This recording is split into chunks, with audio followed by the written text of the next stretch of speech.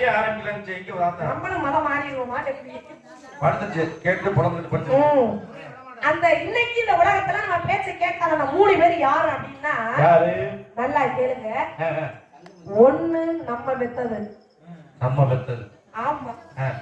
இன்னொன்னு ஏ பாத்துக்கே வந்து. ரெண்டாவது நம்மள பெத்தது. நம்மள பெத்தது. மூணாவது எது தெரியுமா? எது?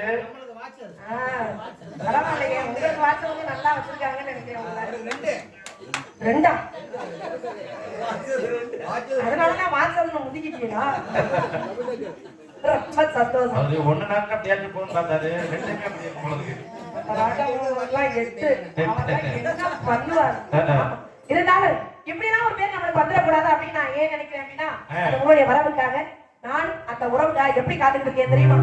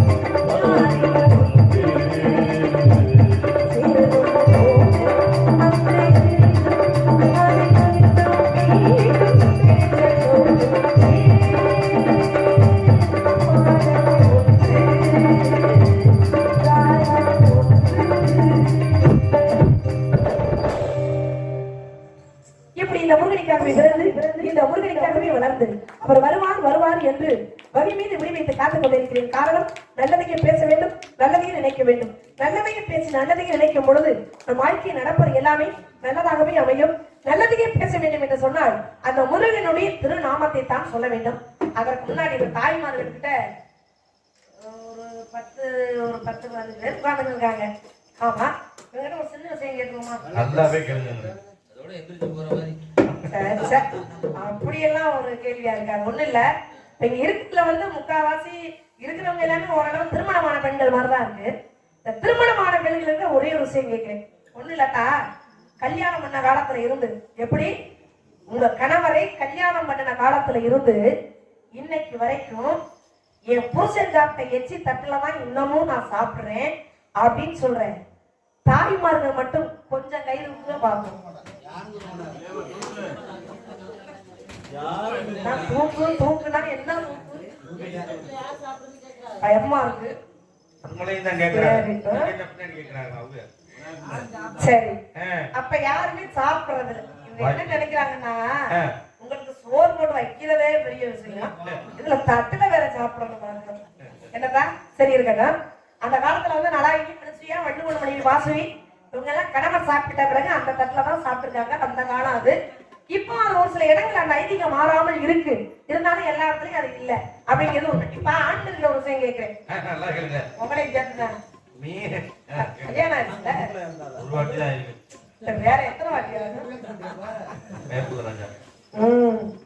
அதாவது கல்யாணம் பண்ண ஆண்களுக்கு கேட்கிறேன், கல்யாணம் பண்ண காலத்துல இருந்து இன்னைக்கு வரைக்கும் என்னுடைய மனைவியோட நான் வெளியில போற நேரம் எல்லாம் மல்லிகை பூ வாங்கி மல்லிகை பூ வாங்கி என்னுடைய கையாலதான் என் மனைவி தலையில இன்னமும் நான் வச்சு விடுறேன் அப்படின்னு சொல்ற ஆண்கள் மட்டும் கயிறு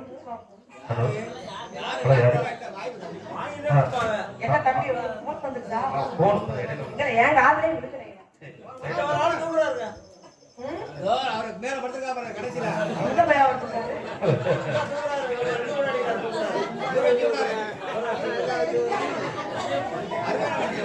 பரவாயில்ல, 2 கொண்டாடி வச்சுட்டு ஒரு கையை தூக்குறீங்க. கையை தூக்கணும்.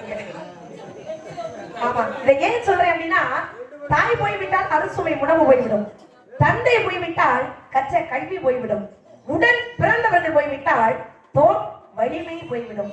ஆனா சம்சாரம் போயிட்டான்னா மனைவி இல்லாத ஒரு ஆண்மகளோட நிலைமையை அவரவர் இடத்துல இருந்து பார்க்கும் பொழுதுதான் இந்த மனைவி என்பவள் யாரும் மாபெரும் சக்தி அப்படிங்கிறத நாம உணர முடியும். நம்மளுக்கு நல்ல ரத்தம். இது வந்து ஆணுக்கு பெண்ணும் சரி, பெண்ணுக்கு ஆணும் சரி. நான் பெண்ணுக்கு தான் சொல்றேன், ஆணுக்கு தான் சொல்றேன். ஆமா, கணவன் நல்லா இருக்கிற வரைக்கும் தான் நம்மளுக்கு மதிப்பு. கணவன் வந்து கொஞ்சம் தடுமாறிட்டாருன்னா நம்மளுக்கு இந்த உலகத்துல மதிப்பே கிடையாது. அதை நீங்களும் புரிஞ்சுக்கணும், அதே மாதிரி அவங்களும் புரிஞ்சுக்கணும். ஆமா ஆமா, சொல்ல நீங்க போதிட்டு வர மாதிரியே இருக்கேன். ஆமா, அதனால இப்படி எல்லாம் இருந்தாலும் கூட இதெல்லாம் இந்த நாளைக்கு நாம வச்சுக்குவோம். ஆனாலும் அவருடைய வரவுக்காக அவர் எப்படி எதிர்பார்த்து கொண்டிருக்கிறேன் தெரியுமா?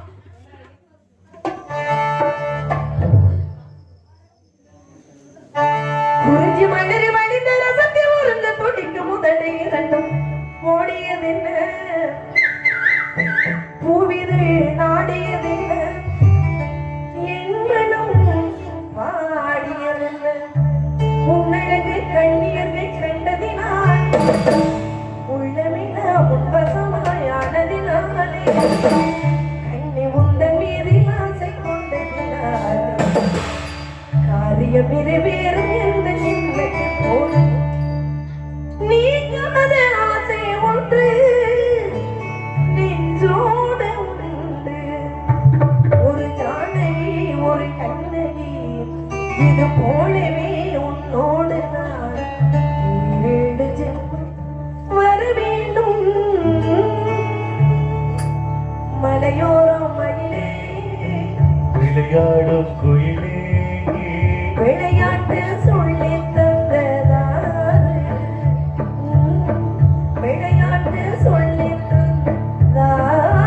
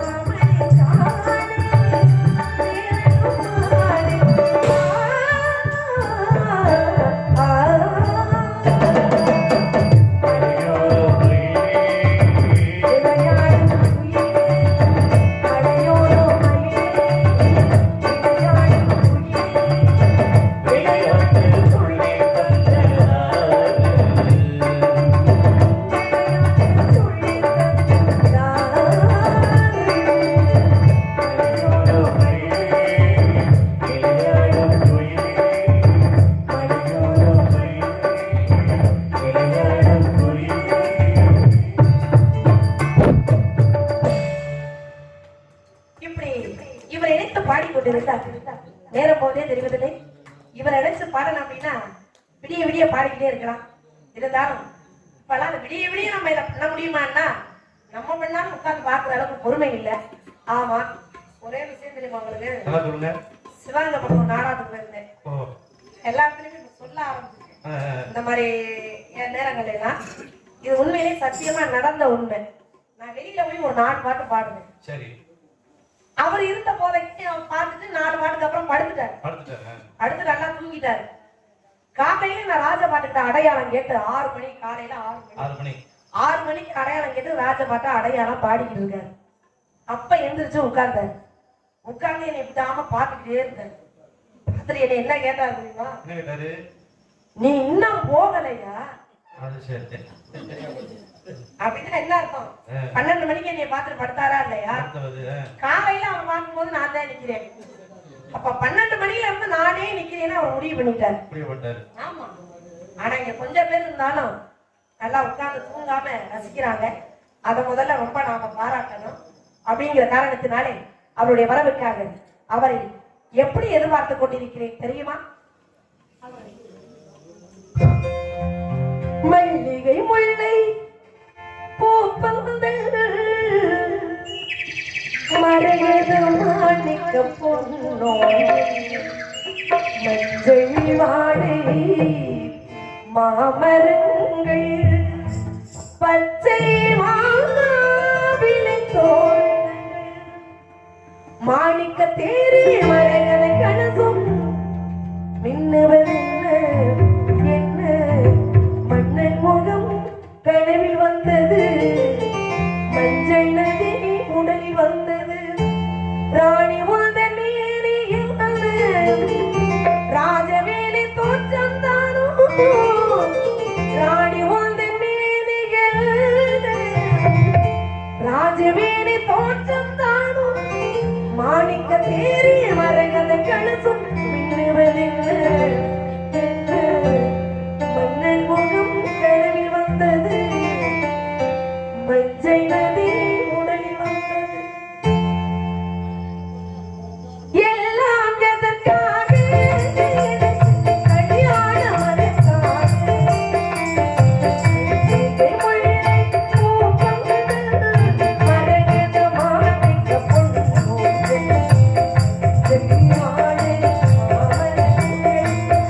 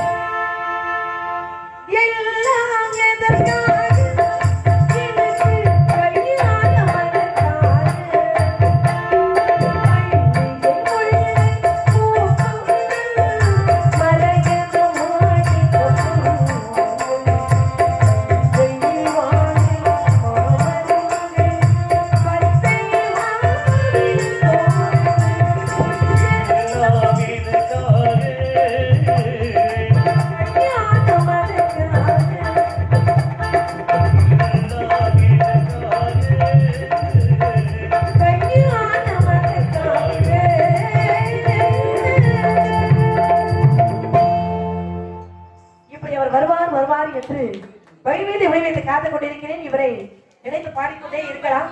இருந்தாலும் ஒரே ஒரு பாடல் அவருக்கு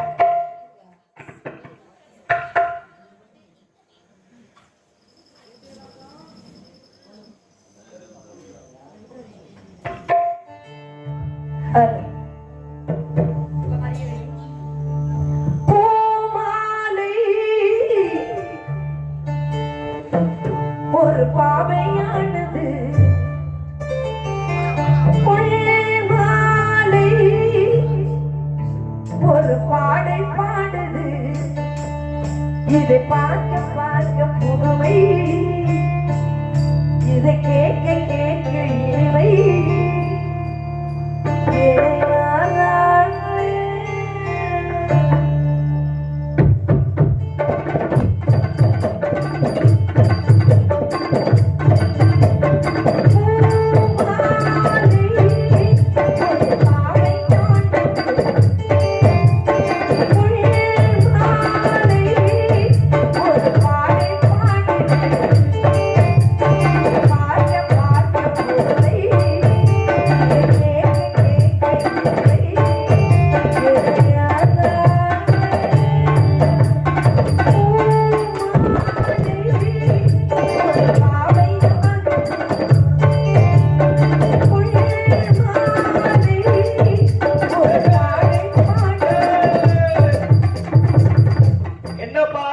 போட்டி பட்டம் சொல்லி பெருசா போஸ்ட் எல்லாம் விட்டீங்க, எங்க ஆளே காணோம்.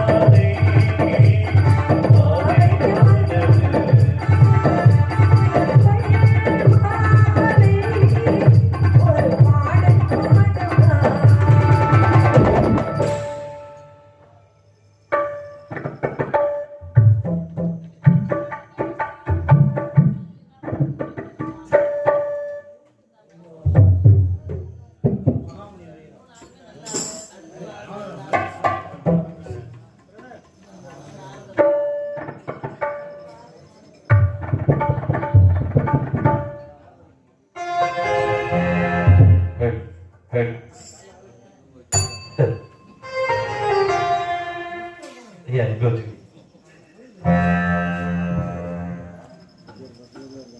தம்பி நம்ம ரெடி பண்றாங்க.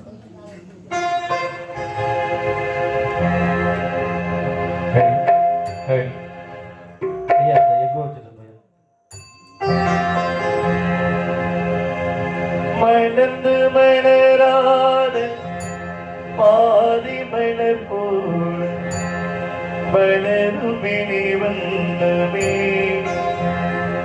வந்து விடிந்து விடியாத காலை பொழுதாக விளைந்தகளே என்னமே